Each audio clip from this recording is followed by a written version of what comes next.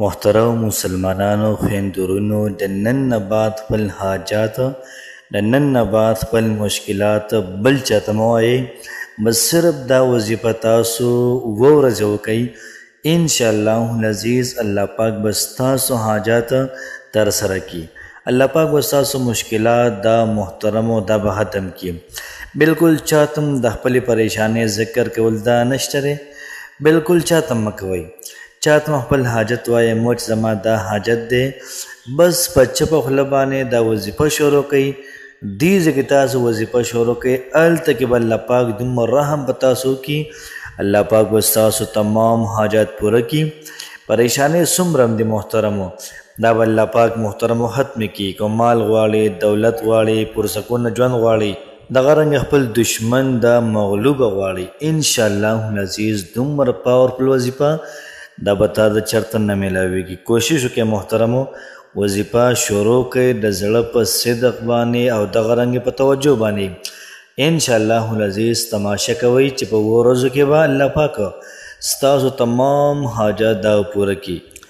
بسم الله الرحمن الرحیم شروع کوم د ډیر زیات بخونکي او د ډیر زیات مهربان رب په نوم باندې زه ګواهي ورکوم د دې خبرې چې د الله پاک نه علاوه د عبادت لایق بل څوک نشته نبی کریم صلی الله علیه و آله وسلم د الله پاک بنده او د الله پاک رسول دی محترم مسلمانانو نن چې کومه زموږ وظیفه ده ډیره زیاته زبردسته ډیره زیاته عظیم شان وظیفه ده محترم مسلمانانو ستاسو څومره حاجات دي ستاسو څومره مسایل دي څومره پریشانۍ دي دغه حاجات دغه پریشانۍ بالکل چاته وایمو نن چې کومه وظیفه ده پاورفل وظیفه ده بهترینه ده بس دلته کې وظیفه وکړئ هلته کې به ستاسو حاجت دا پوره شي دلته کې تاسو دا وظیفه وکړئ هلته کې به ستاسو مشکل دا به ختم شي یو قسم لا زړه پورې وظیفه او د تمامو مشکلاتو حل د تمامو حاجتونو حل هم په دې وظیفه کې دی د وظیفې ترتیب او د وظیفې طریقه کار به داسې وي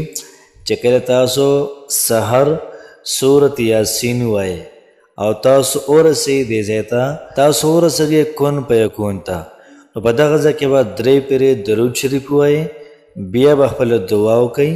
او دغه رنګې بیا به کن فیکون چې کوم لفظ دی دا به 314 پیرې ووایئ بیا به درې پیرې درود شریف ووایئ بیا مخکې سورت یاسین دا پوره کوئ یو پیر به سهار ووایئ او یو پیره به ماښام ووایئ انشاءالله العزیز انشاءالله تمام حالات به الله پاک ستاسو برابر کی مشکلات به ختم کی پریشانی به ختم کی څومره ټینشنز دي دا محترم ختم شي یاد ساتئ صرف 2 ورځې دا تاسو دا وظیفه وکئ یاد ساتئ صرف 2 ورځې تاسو دا وظیفه وکئ انشاءالله العزیز په ژوند کې به هم سکون راشي او دعاګانې به راته کوئ الله پاک هم خوشحاله آباد ساته السلام علیکم ورحمة الله وبرکاته